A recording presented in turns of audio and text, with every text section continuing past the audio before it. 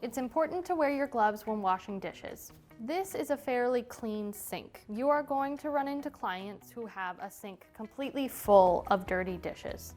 If that is the case and there is counter space available, it is okay to dump out any liquid that is in the dishes and set them to the side like so to be able to make room in the sink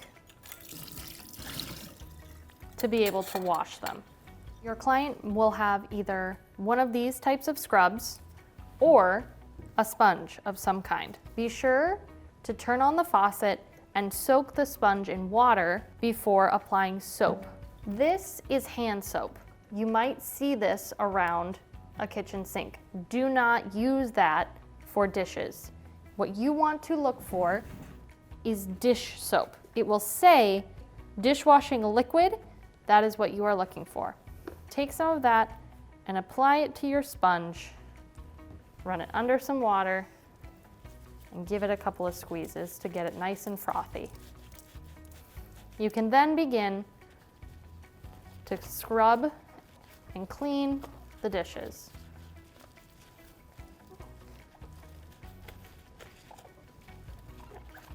Making sure that there's no food or any other excess clinging onto the dish.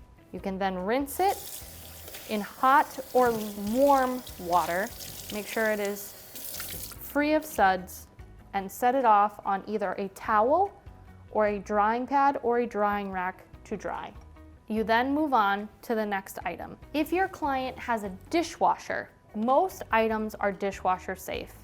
To check, you simply flip over and look on the bottom and read dishwasher safe. If that is the case, simply rinse it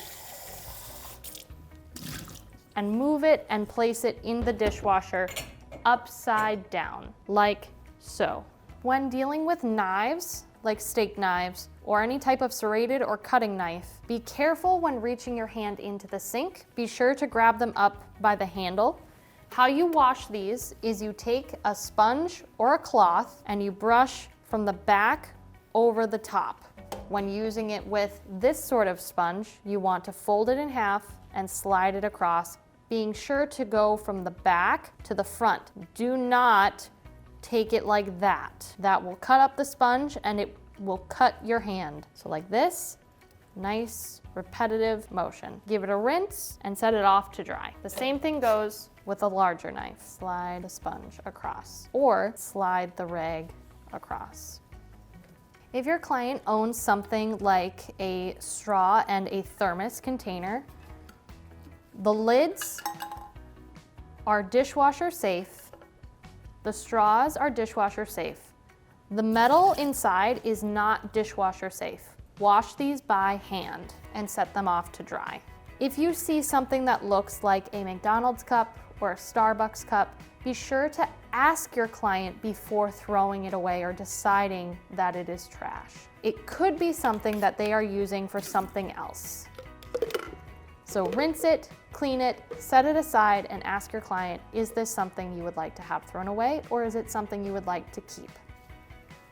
When it comes to Tupperware or pans, it's important to pay attention to what can go on the top shelf and what can go on the bottom shelf. The lids always go on the top shelf. The bottoms can usually go on the bottom shelf.